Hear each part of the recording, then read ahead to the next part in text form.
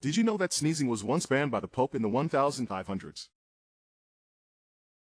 During the 16th century, Pope Gregory VII declared sneezing as a sign of demonic possession or bad omen. This was a time when the plague was rampant, and sneezing was seen as a symptom of the deadly disease. The Pope's decree was an attempt to control panic and superstition, but it led to some bizarre practices. People would hold their breath or pinch their noses to avoid sneezing in public. This ban didn't last long, but it shows how fear can lead to unusual rules. Today, we say bless you when someone sneezes, a tradition that dates back to these superstitions. What other strange historical facts do you know? Follow for more intriguing stories.